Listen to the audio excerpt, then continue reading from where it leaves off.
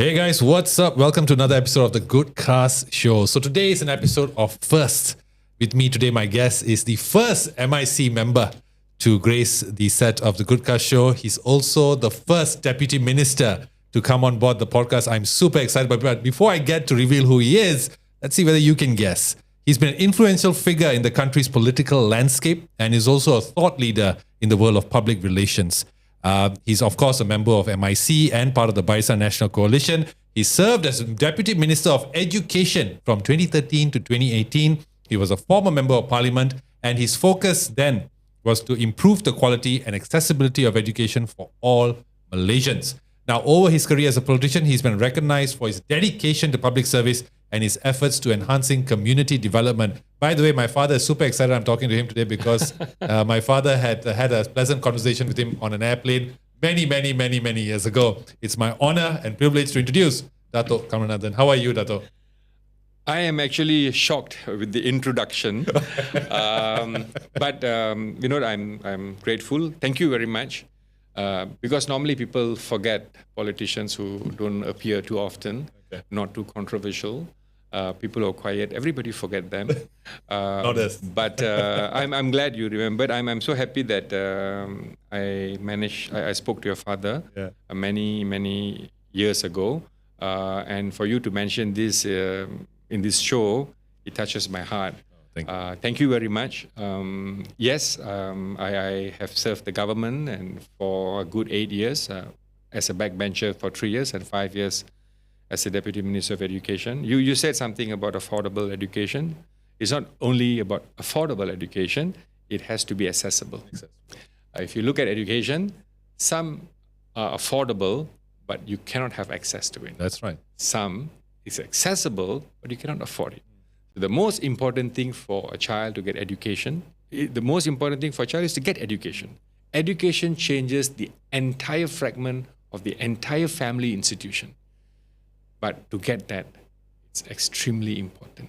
You give education for a child, the entire family is taken. There's been a lot of saying. They said, you educate a guy, a male, he'll take care of the family. But if you educate the female, the entire nation is taken care of. So, in short, education.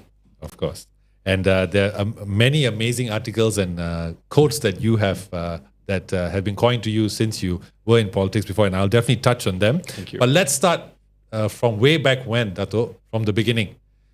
How did a boy from Sentul end up becoming a member of parliament, becoming a deputy minister, and one of the most respected individuals in the world of PR? Thank you so much. It was actually not Sentul. I was born in Sentul Pasar Dalam. Both my parents are also from Sentul. But I was brought up in this small town called Rawang, where I spent all my life. I became a member of the Malaysian Indian Congress when I was 18 years old. Wow. Okay. My father was an active politician. He was not super famous, but he did local politics in Rawang and the town surrounding. He used to work for a cement factory. And that particular factory has got this particular policy that if your parent is working there, your father, your mother is working there, after X number of years, if the child wants to get a job, automatically he gets a job. So I went into that system as well. So I worked in the cement factory. Okay. I worked also at a very young age. So I've worked all my life. And but when my father was in politics, yes, I mean, I saw him, how much he was involved in community work. At that time, MIC was a huge party in the town I stayed. It was in Rawang. Not many MIC branches those days in the late 70s, early 80s. And but he was very close to two important leaders that made me say, I must get into politics one day to serve the community like what they have done. Both of them have passed on. One is the ever-famous Tun Dr. Sami Velu, the late Tun Sami Velu. And the second one is his good friend, Datuk V. Goendaraj. These are two persons I had access. These are two persons that knew me, when I was a child, I know them. And I saw them politics. And I just loved the way they were so much connected with grassroots. Both these politicians, both the late Datuk Sami Velu and Datuk Goendaraj, can remember every other member's name that come and see them. You just mention the name, they'll mention the name. You'll be amazed, how can you remember all these names? But that was because they were connected. And that was what inspired me to be much more active in politics. So since 18, I've gone through the entire mill, ordinary member, and then becoming the youth leader, and I saw everything. I just served. I mean, everybody has the moment you come into a political party, everybody will have an ambition. There'll be no one who say, I don't have an ambition. If you don't have an ambition, there's no progress in life. But in political party, especially MIC, the chances were limited. We have thousands of members who have the ability to do work. And at that time, we had 9 members of parliament, 19 state assemblymen, that's about it, and local councils, that's all. But there's so many members. So you cannot go, and at the leadership, Tun Sami Velu's leadership, you cannot go and do lobbying for all this stuff, because it's no. But I did a lot of work, and then I got into the National Youth Council. And then Tun Sami Velu wanted MIC to have engagement with the young graduates. So what happens is, you are very familiar, when you are in university, there's always an association, Persatuan Mahasiswa, who's in charge of Hindu, or Persatuan Mahasiswa, Bahasa Tamil and everything.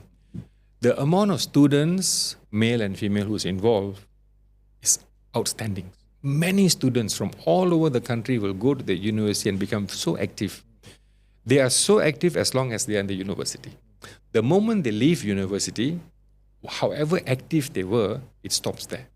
Because then it's career, there's established family. The guy is not too bad, because the guy somehow or other will still have a lot of social activities. But the saddest thing is, we have so many active female students, leadership quality students. They're all gone missing, because there's no opportunity for them to continue what they wanted to do. So what Tun Sami Velu asked me to do is, let's go and meet the students in the university. We don't ask them to join MIC, because they may not want to join political party, but give them a platform to serve the community. They don't have to be a member of MIC. Let's create a platform for them to serve the community. So I went around, met many public university students to form what we call Putra MIC. Okay. So, and we did very well. I managed to get into many universities, university leaders. They came, they became members, they continued doing the activities. So now we have a very matured Putra MIC team. Today, if you see, we have Putra MIC leaders who've got PhDs, engineers, lawyers, doctors, you name it. Almost all professionals are part of this Putra MIC and even Putri MIC. So that was what I started. So when I did all these things, and I had communication, I was a public relations person. I wasn't sure. A lot of people don't know what they were born for, just like me. Yes, I wasn't sure. Like a lot of us. Yeah. What am I here? What am I going to do? I was trying to do a lot of things after my STPM.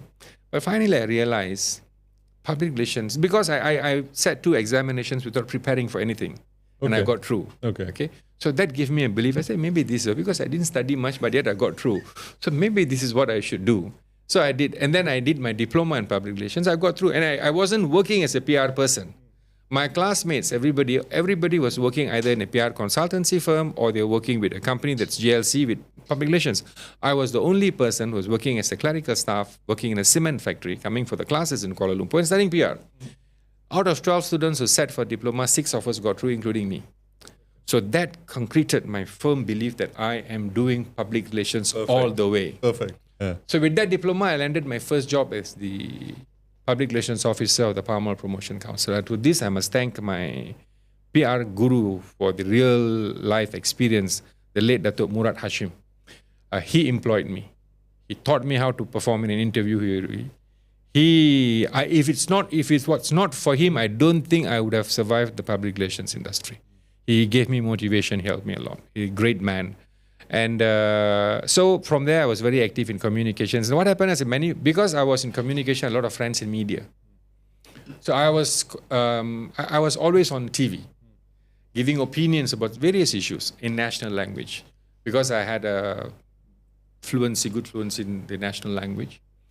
So a lot of people saw me, and I was in MIC, and then I got appointed as the Putra chief, and then I got appointed as the party's information chief. And then in 2010, there was a by-election.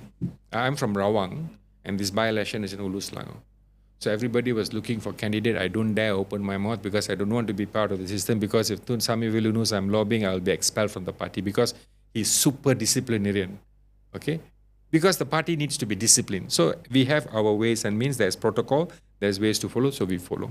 But we communicated, I went down to campaign and whatnot. We were all hoping that our former president, Datuk Sri Palani, will be the president. But I was not in the running at all. I was someone outside, not in the running at all. So on this day, the nomination was 17th. On the 15th of July, they was announcing the candidates. I was in MIC headquarters. I was the information chief. Reporters were calling me because there was an important meeting. Party president, Datuk Sri Najib and Tan Sri Mohyuddin, they were all in KL finalizing the candidate. This is in the morning on the 15th.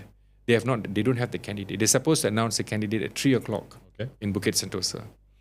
And here I am, people are calling me, they say, have the party decided who the candidate is? I said, no, the party have not decided. Once the party have decided, I will inform you. So just hang in there. So at 12 noon, then I had a call from my president, Datuk Sri Samivelu. Asked me, where are you? I said, I'm in MICHQ. What are you doing there? I said, waiting for a call from you to inform the media who is the candidate. And he said, okay, anyway, if you've just made a decision, you are the candidate. Fantastic. No, I was speechless. I was actually speechless, you know. Because somebody, is this true? When I check, is this actually Tun Samivelu's phone number? Or is his It's number? a prank call. Yeah, I know. So then so they were announcing the candidate at 3 o'clock. I was informed that I was a candidate at 1 p.m. 2 hours to prepare myself to go to the nomination command center to be announced as a candidate. Can you imagine the last 3-4 hours? It was like, what is happening? That was my first opportunity to contest. And a lot of people used to tease me. They say, look, MIC or Barisan Nasional is putting a very unknown candidate. Nobody knows you. The reason why? Because Barisan Nasional is almost certain losing. Because you're going to fight against Zaid Ibrahim. How can you win him? Former minister, strong guy, lawyer, respected by the community. It's no way you're going to win. But it never struck my mind that I will lose or what. I just say, look, in a battlefield, the general gives an order to the soldier to go to this war. You go to the war. You cannot negotiate these things. If you negotiate, you say you're not well, you go for the next war, you never get a battlefield at all. So yes, what worse can happen? I lose. Yeah. The best is I win. Let me try. This is an experience nobody will get. I've got it and I'm going to work on it. So I worked very hard. So that is how from a guy who was born in Sentul Pasar Dalam, who have served the party since he was 18 years old. And after 25, 26 years, I was given a chance. The chance came knocking door. Many people said that even it knocked your door, you should have rejected it. I lost some friends because I made the decision. But I have no regrets. 8 solid years, I served the constituents. 5 years, I served the government in the Ministry of Education. I think I did pretty well. Of course, there's a lot of rooms for improvement because it was a total culture change in the Ministry of Education when you have the first Indian guy to be the Deputy Minister of Education. So that's how a bit like. You asked a question. My words are so many. But what a fantastic story and journey that you have gone through so far. But let's dive into current topics now. Let's go into what's happening now. And since I have you here, Dato, you have insider information that would benefit us all. So let's go to the recent KKB by-elections that just finished. So in these elections, a lot of things happened. It was elections that was really scrutinized and really assessed from every direction. So we have seen that MCA, the President, Datuk Sri Dr. V. Kasyong, said that he will not be supporting the candidate from DAP, stating that, if they criticize me, then why should I join? Which is very fair. I completely agree with his reasoning, actually. And then now we see that Datuk Sri Zaid Hamidi, in the upcoming Sabah by-elections, is saying that he's open to working with any party, but the priority is PH. To me, that sounds like a statement that's saying something but absolutely saying nothing. He's not making any commitment with that statement. So, is this arranged marriage between PH and BN one that will last till G16, or is it heading to divorce court? There's 3 questions that you have asked me this time. The first question you've asked and you've answered. in saying that V. Ka Siong have decided it's fair for him, you know. Yeah, I think that's a decision that that party president made. And V. Ka Siong is a very sensible, far-sighted leader. And I read in a lot of news article interviews that he gave, it was not his personal decision. It was the party's decision. So he fulfilled the party's request, and that was the decision he made. The second one on Sabah. Barisan Nasional has always given an autonomous decision for Sabah Barisan Nasional to make their own decision. But having said that, Datuk Sri Zahid Hamidi, the Deputy Prime Minister and the Chief of Barisan Nasional, his opinion, I'm sure, will carry a lot of weight. And I'm sure the Barisan Nasional Sabah, in consultation with Yang Amat Berhormat Datuk Sri Zahid, will make the right and wise decision. It's very important for them to make a wise decision because their state election is around the corner, I think next year or so. But we must remember that Sabah Barisan Nasional have always wanted to make decisions on their own with minimum influence from Semenanjung. Okay? So, but I'm sure when Datuk Sri Zahid have suggested something, they will consider. But whatever decision which is made by the Barisan Nasional Sabah is something that we should respect. The third question about this marriage, whether it will last. I'm in the opinion, that any coalitions for an election should be done before the election. You have a very strong understanding because we fought a battle together. That coalition, when it wins, it will stick together. Any coalition made after the election has always been very fluid and not stable. Have always, most of the places, most of the countries where have elections, where coalition is built after the elections, it's a coalition out of necessity. Because before the elections, both these parties or all these parties who were against had different agendas, different manifesto and all. And suddenly after the election, you join together, there'll be a lot of people will be confused. But my only hope, is just that however fluid, however unstable, I just hope this government lasts. Because we cannot afford to have more changes in the government like what we had last time. The economy is not doing good. The cost of living is increasing. The government is trying its best to work on that. They need to focus on that. And if there's a change in government, their focus will go elsewhere. So the Rakyat's needs may not be the priority anymore. What will be the priority? To hold the government stronger. Power over people. Yes. So their priorities will change. So my hope is that however fluid, however unstable people think the government is, let them finish the term and then progress. Okay. And now, again, I want to then go into your party, MIC. Datuk Sri Saravanan, recently at the KKB elections, he criticized PMX, Datuk Sri Anwar Ibrahim, but he's basically saying that they were overlooked. His exact quote was, they took all the positions and sidelined us. But he then went on to say that MIC will continue their support for PMX and that in spite of being disappointed, right? Now, could this approach be one of the reasons why voters have lost trust in MIC? That they often appear, based on their decisions, their statements, as a follower, as opposed to a party that is supposed to defend the rights of the people. I think what my party's Deputy President, Datuk Sri Saravanan, says is absolutely true. Okay, yes, a lot of positions came in, we were sidelined. But what was important is a meeting that was held between my party President, Tan Sri Vigneswaran, and Datuk Sri Anwar Ibrahim. They were able to resolve a lot of outstanding matters. And to show, the Prime Minister wanted to show his sincerity. He in fact came to our scholarship presentation ceremony. We had MIED scholarship presentation ceremony. The Prime Minister came personally and explained to all of us why this cooperation is important. And he continued to give his support and say, we'll assist the community through MIC, whatever possible way. There could be something lacking. Something could have been overlooked. He has given the assurance that that will not happen. And only then we decided, okay, this is mine. I mean, what else can you expect a Prime Minister to do? He has said we have to accept that particular opinion. And that's where the party president and the deputy president decided, okay, let's go and help this campaign.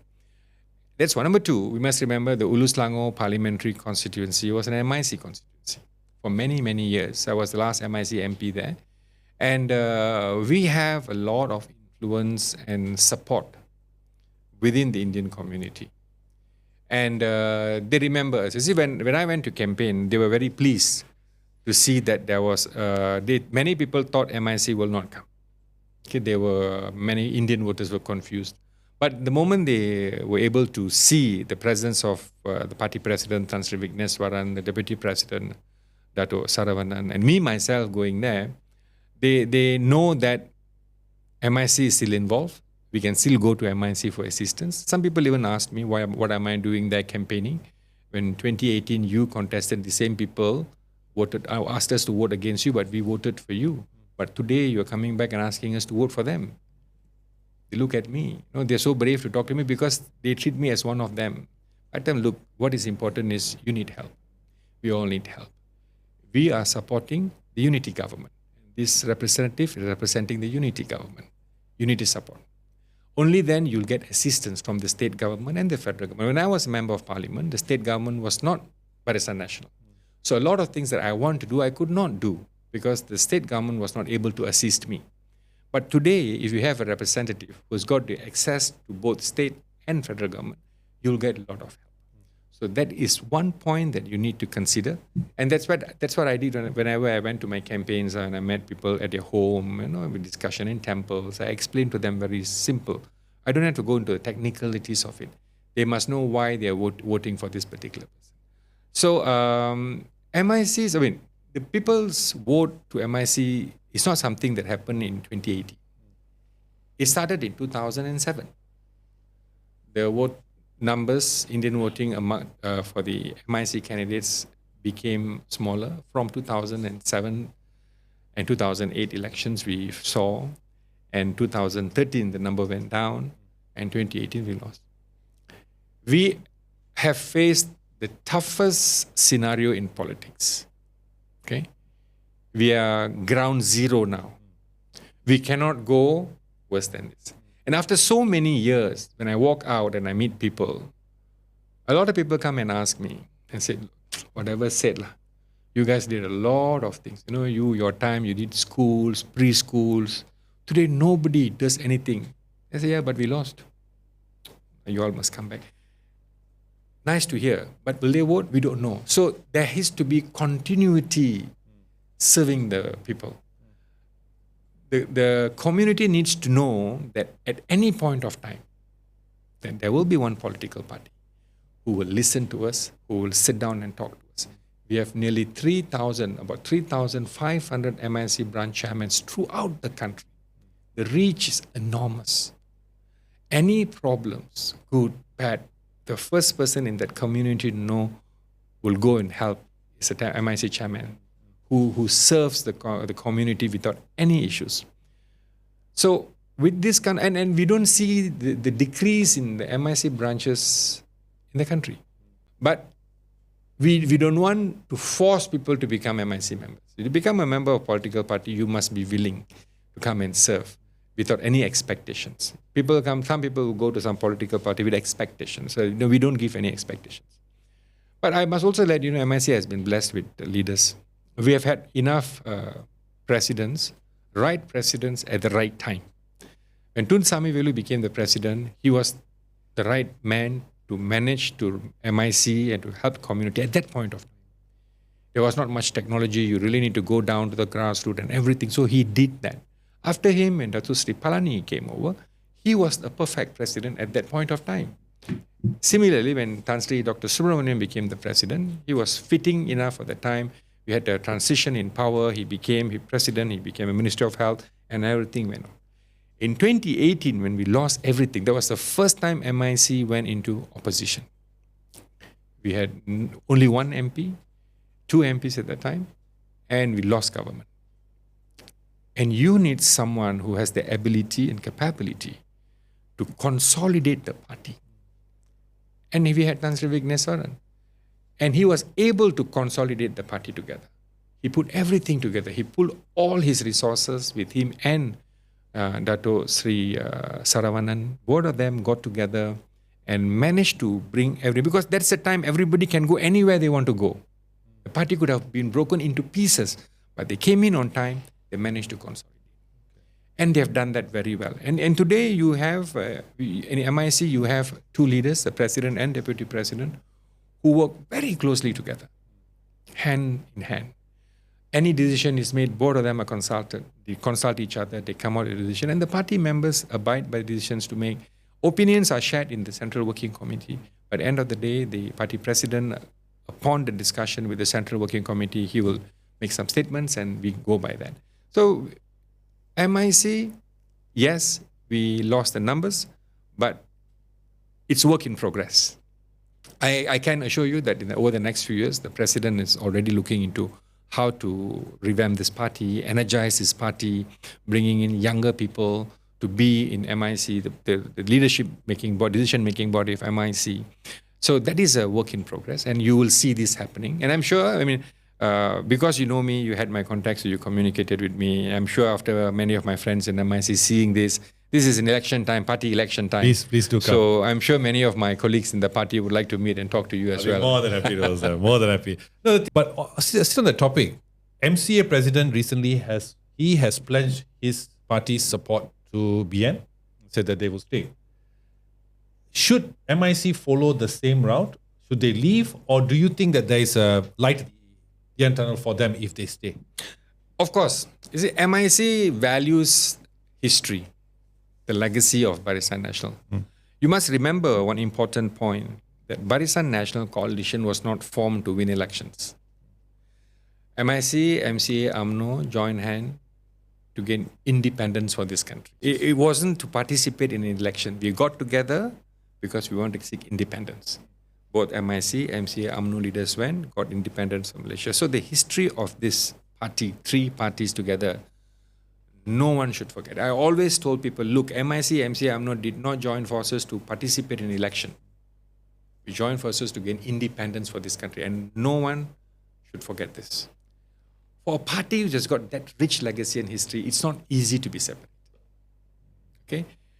Yes, in a family, okay, you have a lot of disagreement. A lot of disagreement. Okay? There will be instances where a child doesn't talk to the parent for 5, 6, 10 years. Eventually will come back. Okay, I like the analogy. Okay. So it's how we build this relationship. We have differences of opinion. We have a mechanism how we discuss this and settle this for all. Of course, of late, the sensitivity is becoming higher. But remember, I don't think anybody will want to do that decision. But having said that, politics in this country is very fluid. Especially now. Anything can happen. Of course, still sort of like on the topic of MIC, at the KKB elections, there's been a regeneration or a rebirth of a new party. And it's not new, they've been there for a long time, but it's been a rebirth of MIPP, the Malaysian Indian People's Party, headed by former MIC Selangor Youth Chief, Mr. Punithan. Now, he has come up and he basically said this. He underscored MIC's failure to effectively address the needs of the Indian community as a reason for him becoming more independent. That was his statement in a recent article. But he's also gone on to saying that he's confident of securing 40% of the Indian votes in the coming G16. He's also laid out a plan to overhaul the community by the year 2057. But to his party joining PN, the response has been quite mixed. We have YB Prabha, who recently said that the joining of MIPP with PN is a gimmick. Datuk Ramanan has said that this will not affect the unity government. And of course, certain members of Bersatu during right at the announcement of the joining of MIPP with PN were not happy. So, what do you think of MIPP, Dato? Do you think that they'll be able to garner that vote in the coming G16? Like, I know Punithan, he's a good friend of mine. We've worked together. I wish him all the best. I do communicate with him. We are in touch. He's got good leadership. But whether he'll garner 40% of the vote, I wish him all the best. It is difficult for anyone to challenge MIC as far as reach out. For him to be, for that party to be as big as what they want to be, first they need to have the exact number of branches, at least more than us, in order to reach that 40%. You put into numbers 3,500 branches, an average of 100 branches, 100 members per branches. We are going somewhere about 350,000 members. The population is about 2 million. So these are immediate members of the party, subscription-paying members. And you just take one person per family, the number goes bigger. And if he's talking about 40% of the 2 million, then the numbers doesn't add up somehow out of that. But I'm not going to rule them out. I'm sure they will do their best. But we are not actually very much concerned about the parties that's growing, because we have our own roles and objectives. We've got an excellent education system. We've got this Maju Education Development Fund, Maju Institute Education Development Fund, which owns the AIMS University, that provides education. Earlier I told you two things: affordable, accessible. AIMS University is all about affordability and it's accessible. So we have all that available. No other political party has got that strength. We have TAFE College in Negeri Sembilan. Used to be a technical college, also affordable, accessible. So we've got our groundwork, our foundations are very strong. With a strong foundation like that, we can only grow up. There could be some time the foundation need to be checked, and which is being done all the time. That's, I told you, the work progress. He is very ambitious. I just wish him all the best. But what is important, there can be any number of political parties. There's many Indian political parties. What is important is if there's an issue with the community, I think we should all get together and work together. Recently, when I wanted to form a public relations practitioner society through the registrar of societies, I got some friends from the registrar of societies. I spoke to them. And then I told them that I want to form a society. And they told me, YB, harap-harap bukan satu lagi parti politik ya. There are too many already. I told them, musim sekarang kita tak perlu masuk atau buka parti politik yang baru. Kerana dalam sejarah Malaysia hari ini saya selaku ahli MIC sudah bekerja sama dengan semua parti politik. In the kerajaan under Ismail Sabri, former Prime Minister, we had Bersatu, PAS, everybody together with us. Today we are at DAP, Harapan, Amanah, everybody together. So why do we need another political party? Because there's so many political parties that, and you have good relationship. You know, today I can walk into a friend Amanah office bearers office to ask for help, to work together, and his door is open. He talks as though, oh, maybe we have to work together. It's nice. I have friends in Bersatu, I have friends in PAS, I have friends almost all political parties. I think that's progressive. Yes, in Parliament we argue, we debate about it and all. We are very emotional. But when it comes out for the sake of community, there can be any number of political parties. It's not going to stop. Somebody else will build another political party. But what is important, we focus what you want to do. Don't have too many focuses. Just have few focuses what you want to do. Don't be too ambitious. You build. Rome was not built in one day. Exactly. Be patient, be cool, be very focused in what you want to do. Dato', I want to take a break from politics for a while and go into Tamil schools and education. Sure. This is your forte and your area, and a lot of things to talk about. Now, before we get into this, because this is a current issue that came out, I just like to get your views on it. So recently, UMNO Youth Chief, Dr. Muhammad Akmal Saleh, he called for a reassessment of the Vernacular Education School amidst growing concerns of the population's lack of cohesion. Do you think that Dr. Akmal is right by saying that vernacular schools are to be blamed for lack of cohesion? And do you think my suggestion would ever see the light of day? Okay. Dr. Akmal also is a good friend of mine. Okay. I'm not sure where he got his facts, but to my knowledge, till today, there has not been one conclusive research to be done to say that the vernacular schools are the issues. No research has been done. It's our assumption. We think it's that. No, it's not. The Ministry of Education has got a standard syllabus and curriculum that is shared among all schools. They are taught the same method, the same thing, the same issues, the same respect. Everything is the same. The language is different. That's about it. But before we even touch the vernacular school, we must remember one thing. If we look closely the needs of the United Nations education, one of the recommendation by the UNESCO, if I'm not mistaken, is that a child learns the best if he or she is taught in her mother tongue or his mother tongue. It's not what I'm saying. It's what's been recommended by United Nations. Okay. Now, Where did we go wrong there? Did we fulfill that requirement? Okay. The other thing is, the same United Nations have also recommended that there needs to be diversification in education. That means you need to have diverse system of education in order to have a progressive education later. So that's what we are doing now. We have been doing this all our life before it became a recommendation or proposed thing from United Nations. So when you're doing the right things, what the United Nations is saying, I don't think we need to relook at the vernacular school situation. Mingling among children, yes. The moment a child finishes standard 6, the child goes to Form 1. Sekolah Menengah Kebangsaan. They will get to know among themselves. The meeting will take place there and the students get to know whatever they get to know.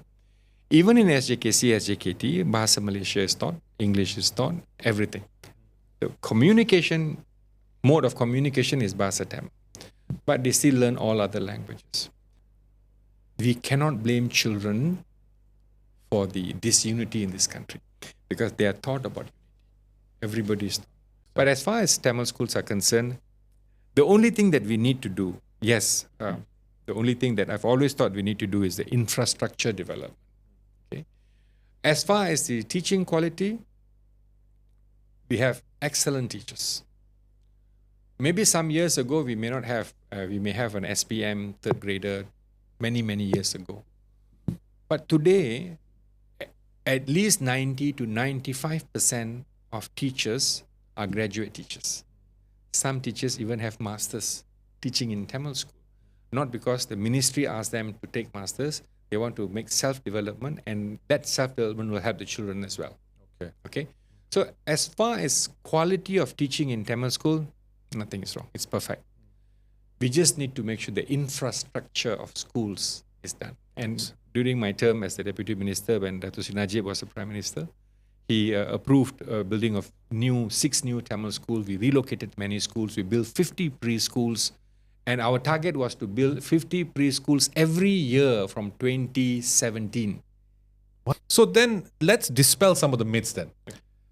In terms of the education system in Tamil schools, where would you rank it? Oh, they're good. I mean, we've got excellent students and teachers. And I give you why. I don't want to say just very good, excellent. When I was the Deputy Minister, I traveled to many universities. The first 2 questions I normally ask when the students are sitting in front of me, all Indian students talk to and today very excited meeting the Deputy Minister. The first question I ask them, how many of you here are from Tamil schools? Almost half of the room will raise. If the quality of education is not good, they would not have been there. It means the quality of education is good, and that is why they are sitting sama ranking dengan mana-mana pelajar dari mana-mana sekolah. Ada masalah. That means quality pendidikan bagus. Yang tak cukup is infrastructure. Most of the schools are in plantations. When we were there in plantations. When the plantations were sold, we had to go to the city. There are some people in the plantation. The only thing we can do, we don't want the school to be closed, we have to relocate the school. And it can be an exercise by the government to relocate the schools because the community will be more than willing to cooperate with the government if you're willing to do the relocation of schools. The Indian community's need is not too big. You take care of the education, you take care of the temple of worship, you take care of the language and culture, they will adore you. They don't want your money. Just take care of my basic necessity. I'm all yours. Interesting. I mean, these are the Maslow's hierarchy. Home and your needs. These are all part of the needs. And we can do that. And then you may ask, yeah, you did all that, but you lost. The guys who won told them they will do more than us. But the 50 preschool ended in 2017. And nothing more. Nothing more. Exactly. I've been part of several forums. We've discussed about Tamil schools and all that, and you are very experienced in this. What, in your opinion, is the biggest misconceptions of Tamil schools? I think their misconception is the quality of education. That's one, yeah, definitely. Okay. Yeah. Number 2 is the infrastructure of Tamil school. The school is not good condition. They are very bad, depilated condition. Yes, there are some schools which bad condition need to be done work immediately. But look at the new schools that we have built. During our time, we built, the Prime Minister then, Datuk Najib Razak, built 6 new Tamil schools, state of the art. Wow. Okay, so much so sometime I brought a minister from Tamil Nadu in 2016 or 2017 to visit a school in Taman Sentosa. He stepped out of his car. He said, "Is this a college or what?" I told him it's a primary school from year 1 to year 6. I said, "Wow." He was admiring every inch of development. He looked at the furniture. He told his Secretary General of the Ministry, look at the furniture.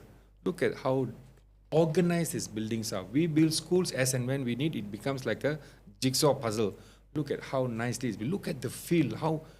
That's what we were planning, to transform the education of Tamil schools. And we did a lot of relocation as well. We did a lot of schools from plantation. We managed to get approval from the plantation owners. They gave us a piece of land, and then the government gives funds to build schools. So the myth about the infrastructure development of Tamil school is there, but you must also understand it's not something that we can get it done overnight. Yeah, it takes It's years. work in progress, because we have more than 500 schools today. Most of the schools are in urban area, enough students, but we also have a problem of schools of less students. Schools that don't have enough students, the priority is not closing it, but to relocate it. Which also then talks about brings me to this current solution, which is Sekolah Cantoman. So according to a post by a very popular social activist called Mr. Arun Dorasamy, he said that the closure of this Sekolah Cantoman will lead to over 60 Tamil schools being closed by 2030. 60. Now, you relocated many. In fact, you mentioned just now many times that the money was allocated and you actually managed to relocate many schools. In your opinion, which is better, Sekolah Cantoman or relocation? Relocation. Obviously relocation. Okay. But would that solve the enrollment? Because you're talking about populations are Yes. No, scattered. when you relocate the school, you're taking out the school from the plantation to a city center or an urban area, housing area. A lot of people are there.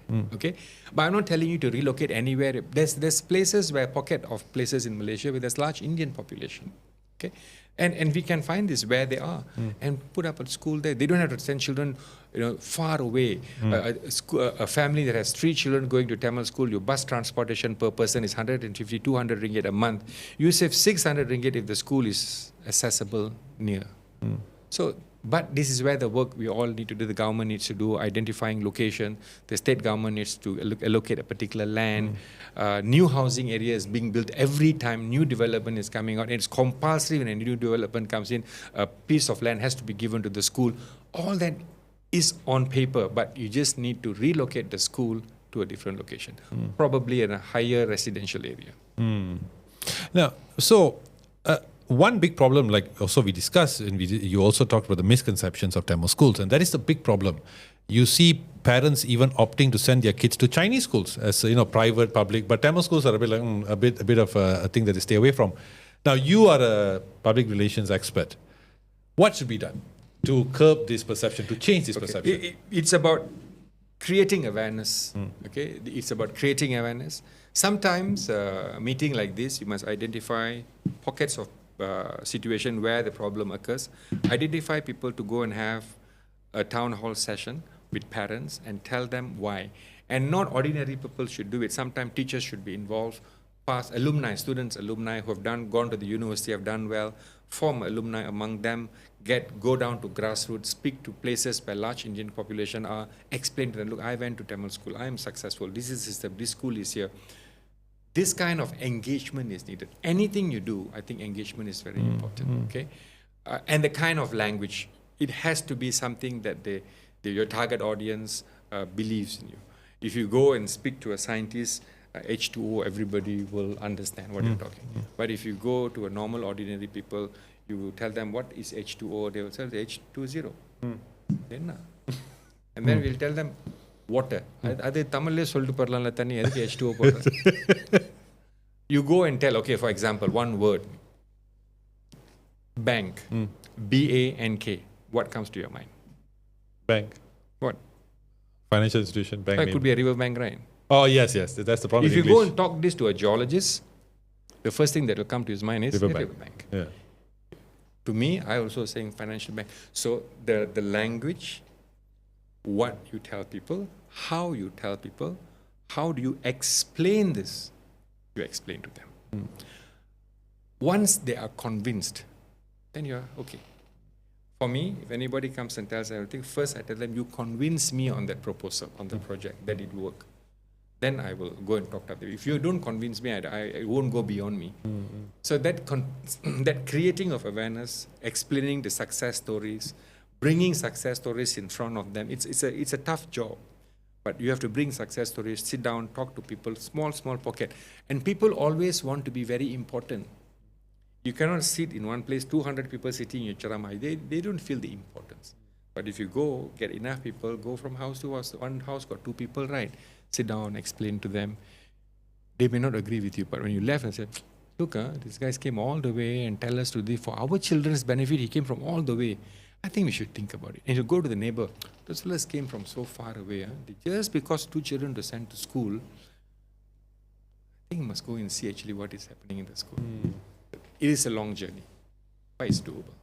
A lot of people who I've spoken to, especially the Indian community, and we've heard this even at the KKB elections, the campaign, I picked up some sentences here and there, where they mentioned Datuk Sri Najib as somebody who did a lot for the Indians. Now, do you think that he should come back as PM? Well, it's not for me to make the call, but he should come back and help the community because he understood the needs of the community. Okay, I'm not sure whether if he's interested to become Prime Minister. He probably wants to come out and do things and help the community. But they are absolutely correct. People who didn't talk good about him today, when they see me, they said, "Our tangamana manasanga, our mari yarume ilanga." And I let Sandiran tokadiching, "Tappu pannitong." That man, when I was the Deputy Minister, I can still remember when he was announcing a budget. The normal allocation of 50 million ringgit for Tamil school is something that's done every budget. 50 million ringgit untuk penambahbaikan infrastruktur sekolah-sekolah Tamil. That one budget, his speech was ready, and then I went to see him. I said, "Sir, can I have some extra funds?" I said, "For what?" "For Tamil school, I'm giving 50 million. I said, "No, I want for preschool." "Oh, why?" I said, "Look, in the education blueprint, we want to establish preschool. We want to have every Tamil school must have one preschool. And I need as a pilot project, I want to do 50 preschools." "Oh, that's a lot of money." I said, "No, sir, I just need 10 million. "Do you mean to say you can build 50 preschool for 10 million ringgit? I said, "Yeah." "No." I said, "Yes, I showed it in the paper. This is the paper, this is the project, this many classroom." "What that means the contractor is going to give an empty building?" "No. Partition done with a small little facility playground with all these things." "And how much is it again?" I say, "About 250,000. "That's very cheap." I said, "Yes, sir, because this is a team. I've set up a team and this team has come out with the design, but I need to start this project. I cannot take the 50 million from there because that 50 million is not enough for that schools. Listen, you have to start this." And then he made a call. He says, "How much do you spend to build these preschools as a project?" And the other side, they say about 300 to 302,000. "Can you do me a favor? You know Kamal, the Deputy Minister of Education, can you see him? Because he's got a project proposal in front of me that can build a school for 250,000. You can save a lot of money and build more schools, upgrade more schools." And I said, "Yeah." So he approved. And in the budget, after mentioning 50 million, and then he said, peruntukan khas sebanyak 10 juta ringgit kepada pembinaan 50 sekolah tadika. He started. I finished all the project. I couldn't complete it. Okay, but after I left, lost the government, later people went and did opening ceremony and whatnot. But after that, they did. And this man, all he needed was, I need to prove to him that this is doable. When I became the Deputy Minister, I think May 2013, after about 2 weeks I saw him. The first thing he told me is, "Kamal, the reason why I want you to be in the Ministry of Education is I've approved 1 year ago 6 new Tamil schools, special projects, special implementation project for Tamil schools. Nothing has moved. It's going to be 1 year. Now, I give you 1 year to make sure all this project kicks off." I had so much of problems, but I was able to do everything. All projects kicked off within that first 1 year. Some projects needed a bit more fund. I went to see him. He managed to get me the funds. I've never seen, I mean, I've only worked with one prime minister, so I cannot make comparison. But that man had the interest and feeling to know that he wants to help the community. When we increase the matriculation seats, 1,500 to 2,200, one may wonder, why 700? Why not 300? Why not 500? Why not 1,000? From 1,500 to 2,200. Why? Because the IPTA intake, we were short about 600 to 700 students. If we can get the 600 to 700 students from matriculation and they apply to public university, we would be able to achieve the 7% Indian students intake in the university.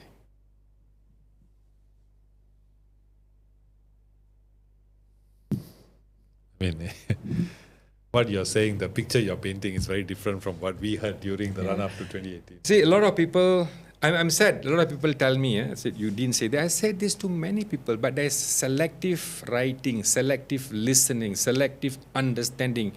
They don't want to give us a chance to explain. Everything we explain, they don't want. They think everything you say is not true, but this is fact. This is what I've done. This is what we have done. How can we go wrong? Very emotional because we worked very hard. But after that, 2018, we didn't see anybody doing that much. They all spoke, got angry, but things didn't move. And if you ask me, does any other prime minister will come and do what Najib done? No. I don't think there'll be any other prime minister who had the interest of the Indian community in his heart. Dr. Najib had it. Recently, of course, there was a report, another scathing report on Malaysia's education system called the Bending Bamboo Shoots Strengthening Foundation Skills by the World Bank. It says that 42% of Malaysian students fail to achieve reading proficiency at the end of Standard 5. Dato, what's happening to our country that reading itself is now becoming a luxury? Yeah, I was quite shocked with that data. I mean, according to the data we have in the Ministry of Education, I don't think that that data is true, but it's a proven data record. I cannot challenge it because I've not seen both datas. But do you know something, when we were in school, I mean, I'm sure you went to school later than when I was in school, we had this examination, oral English. The ability for us, for the teachers to know whether we can speak proper English in school is after 11 years in school. Nobody tested our oral English, question and answer English in the primary school. 6 years, nobody. We only write. Read, we read. Write, we write. Okay? There was no conversation. When we go to secondary school, 5 years, same. Finally, after 11 years in school, we have an oral examination in English. That's when the teachers will test your ability to converse in English. Many people fail. Students who get A+ cannot converse. If that can happen for us in our school time, I'm not surprised that these numbers could have happened. But the only thing is I don't believe the quantum of 43%. Reading is something that we all do. Okay, I do not know their definition, but I think the Ministry of Education has always been giving priority for reading and writing. They ensure, but there need to be some check and balance testing formula for children to see whether they have achieved the minimum requirement. See, the Malaysian education system, we didn't have the 12 years of compulsory education. Those days, after Standard 6, you fail, that's the end of your education. And then they had it like an assessment, so you go until Form 3. Form 3 you fail, that's the end of education.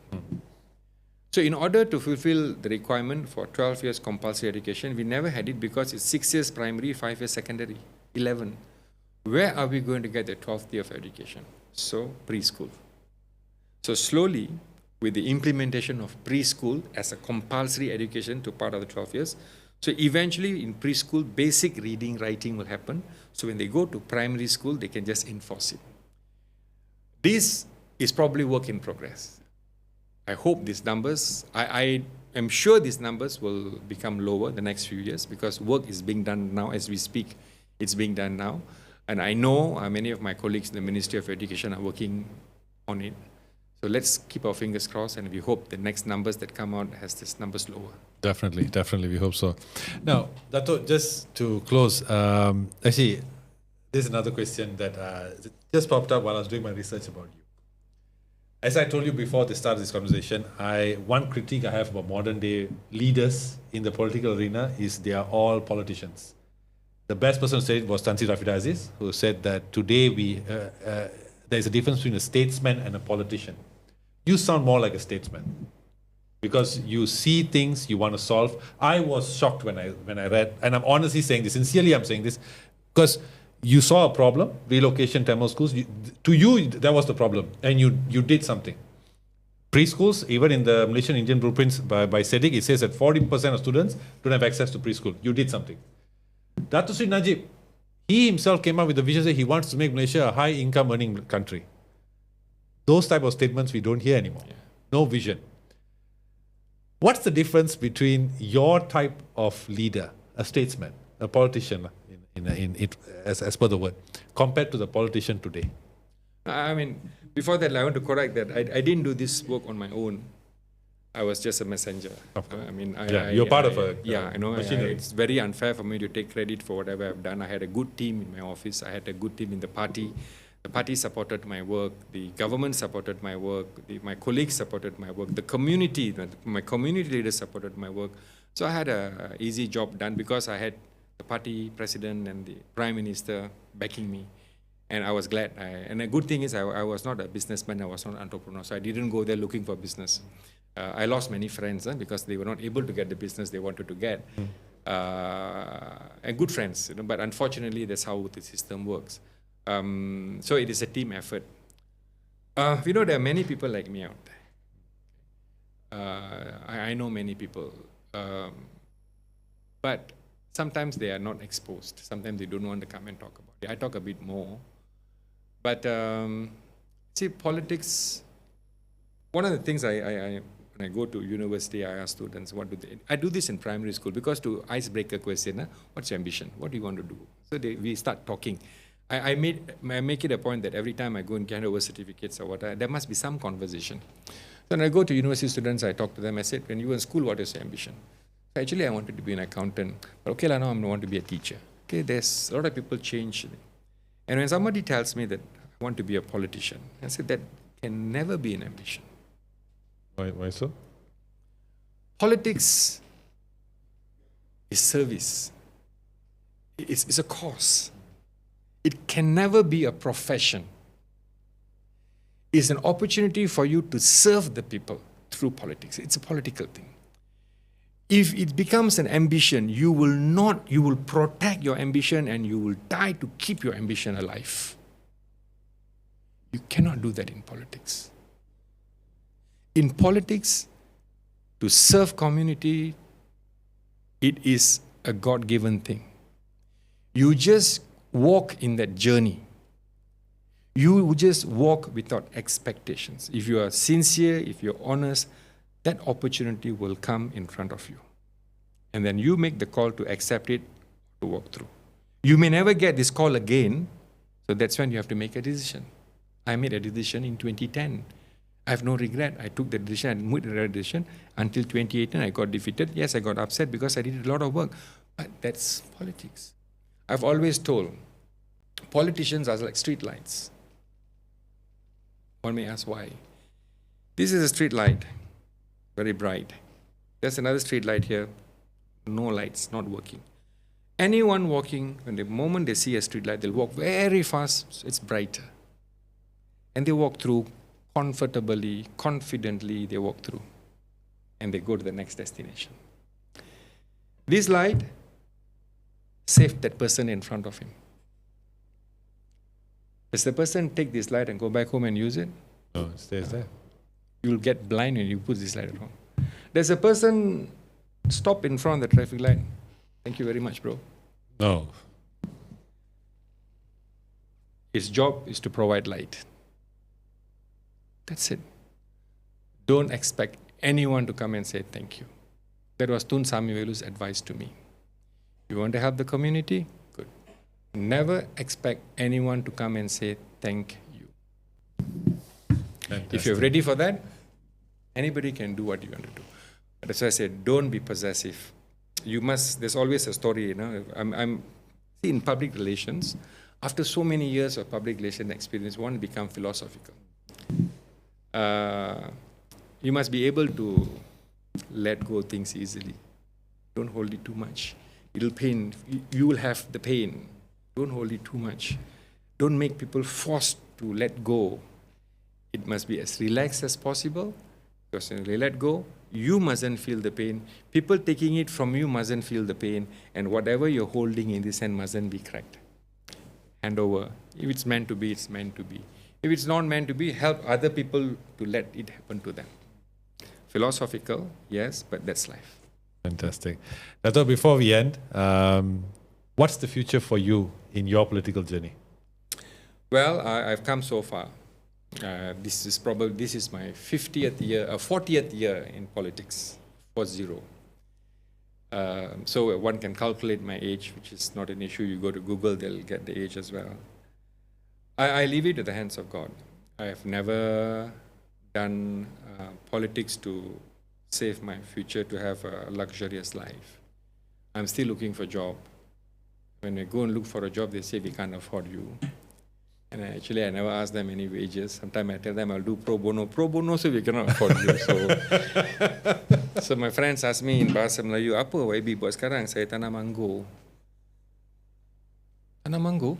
Menganggur lah. So I leave it to the hands of God. I believe in God. Okay, I believe in God. Whatever will be, will be. I will not go and fight for the positions. I won't go and give me, no. If I'm there at the right time, if thing happens to come to me in front of me, yes, I will get it done. If it doesn't come to me, I don't want to take it from somebody else as well. God has been kind to me. And me and my wife, we don't have children. Only two. My wife always tells me, we don't need any extra money. Who are we going to give it to? Two of us. After we go, there's nobody else. No worries. So why extra money? Enough for us to take care of our daily lifestyle. Comfortable. Go back home, put your head on the pillow, you sleep. I agreed with her. I totally agree with her. And she's very sensitive on these areas. So we're happy. And good friends like you. I've never met you for so long. I said hi to you yesterday. Today I'm meeting you. I don't know. I rarely do interviews people that I'm not familiar with. But I have seen some of your interviews. I've read about you also. I thought you're a decent gentleman. And I think that, why not? Let's talk. You just want to talk to me, right? Exactly. So we're just talking to each other and sharing my opinion, sharing my thoughts. And I wish you all the best. Thank you. I wish you all the best. You're doing a good job here. I hope you will also, I'm sure you're already doing it. I hope you will also join hand in hand to help the community across the board. It's not only about Indians alone. Yes, the Indian community need a lot of help. So does everybody else. So let's work together and see how we can put this together. Thank you so much, Dato'. And before we close, I just want to say, after doing my research on you, thank you so much for all the work you have done. Thank you. I must thank my parents, my father, my late father. Many people are able to serve in whatever position today, but not many will have their parents alive to see what they have done. But I'm glad my father and mother was around. They saw me. That's all, folks, we have for you today. Thank you so much to Dato' again for making the trip and coming on board. I've been chasing him for quite a while. Finally, he agreed to come, and I'm very, very honored. Today has been a conversation that I think will definitely have a huge impact on a lot of y'all who are listening. So as always, if you guys want to share your thoughts, share your opinions, please comment, share, like, and if you guys want to get to know my Dato' very well, please, all his links will be in the description, so you can follow him, chat with him yourselves, and find out more about this great man.